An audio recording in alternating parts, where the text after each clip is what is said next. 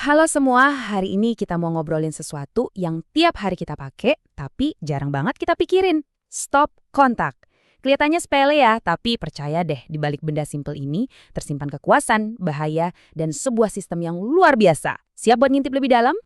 Betul banget. Benda kecil di dinding itu adalah portal kita ke jaringan listrik raksasa yang nggak kelihatan, yang ngasih nyawa ke semua barang kita. Mulai dari ponsel yang ngebangunin kita pagi-pagi, sampai lampu yang nemenin kita malam-malam. Coba bayangin deh, kalau ini semua tiba-tiba mati. Nah, jadi misteri apa sih yang sebenarnya ada di balik dinding itu? Dan apa artinya angka-angka yang kadang suka tercetak di sana? Inilah yang bakal kita bongkar bareng-bareng satu persatu.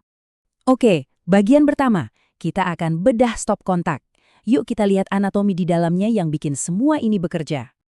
Ternyata di dalamnya itu bukan cuma lubang kosong loh.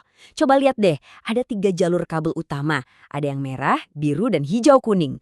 Masing-masing ini punya peran yang vital banget dan gak bisa digantiin. Kayak tarian listrik yang gerakannya harus presisi. Kita mulai dari kabel fasa, si pembawa setrum. Biasanya warnanya merah atau hitam.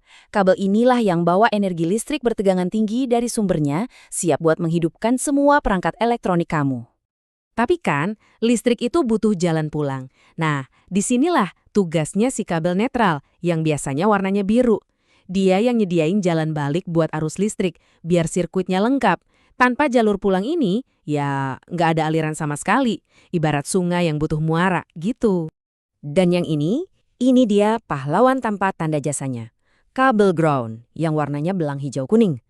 Sehari-hari dia ini diem aja, nggak ngapa-ngapain. Tapi, begitu ada masalah, misalnya kabel fasanya ngelupas. Kabel ini langsung gerak cepat, ngelirin listrik berlebih itu ke tanah. Kita pun aman dari kesetrum. Oke, sekarang kita udah kenal nih para pemainnya. Selanjutnya, yuk kita pelajari bahasa yang mereka pakai, yaitu angka-angka yang nentuin seberapa besar kekuatan yang ngalir. Yang pertama, itu voltase. Gampangnya gini, bayangin ini kayak tekanan air di dalam selang. Makin tinggi tekanannya, makin kenceng dorongannya. Nah, di Indonesia, standar tekanan listrik di rumah kita itu 220 volt. Lalu ada ampere atau arus. Kalau voltase tadi itu tekanan airnya, nah ampere ini seberapa banyak air yang ngalir tiap detiknya. Stop kontak standar di rumah kita biasanya dirancang untuk aliran antara 10 sampai 16 ampere. Nah, ini pertanyaan pentingnya. Kita punya tekanan, kita punya volume aliran. Terus, gimana cara kita tahu kekuatan totalnya? Ada satu rumus yang simpel banget buat ini. Jadi, kalau kita gabungin tekanan alias volt dan volume aliran alias ampere, kita bakal dapat daya totalnya. Rumusnya sederhana tapi penting banget. Daya dalam satuan watt sama dengan voltase dikalikan ampere. Ingat-ingat ya, P sama dengan V kali I, karena ini kunci buat pakai listrik dengan aman. Yuk kita hitung bareng. Dengan standar 220 volt dan batas aman kita ambil 10 ampere aja, berarti satu stop kontak itu bisa nyalurin daya maksimal sekitar 2200 watt. Angka ini adalah batas merah yang nggak boleh kita lewatin. Dengan bekal ilmu ini, kita sampai ke bagian yang paling krusial. Gimana caranya supaya kekuatan ini nggak malah jadi bahaya buat kita? Mari kita bicara tentang aturan main dan soal keselamatan.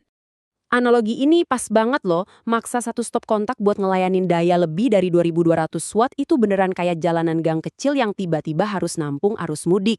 Kabel di dalam dinding bakal jadi panas banget dan itu adalah awal dari bahaya kebakaran. Nah, disinilah kita sering banget bikin kesalahan. Di satu sisi, ada colokan T yang kelihatannya praktis tapi penuh resiko. Di sisi lain, ada standar keamanan yang jelas-jelas dirancang buat ngelindungin kita. Pilihan yang kita buat setiap hari ini bisa bawa konsekuensi yang besar. Steker T ini emang menggoda ya karena praktis, tapi di balik kemudahannya, dia ini bisa jadi bom waktu. Dia bikin kita gampang banget nyolokin banyak alat yang dayanya kalau dijumlahin bisa jauh di atas batas 2200 watts. Seringnya lagi dia itu ngorbanin koneksi ground yang penting banget buat keselamatan. Jadi pesannya jelas banget, selalu pakai peralatan yang tepat. Kalau kamu butuh colokan lebih, investasikan uangmu buat beli terminal listrik atau power strip yang berkualitas, yang punya sikring pengaman sendiri, dan yang paling penting punya koneksi ground yang benar. Ini bukan soal nyaman, tapi soal aman. Dan kita tutup dengan pertanyaan ini untuk kamu. Setelah tahu semua ini, coba deh lihat sekeliling rumahmu. Apa instalasi listrik di sana udah benar-benar aman? Ingat, stop kontak itu bukan cuma lubang di dinding, dia itu gerbang kekuatan yang harus kita hormati. Gunakanlah dengan bijak. Sampai ketemu di pembahasan berikutnya ya.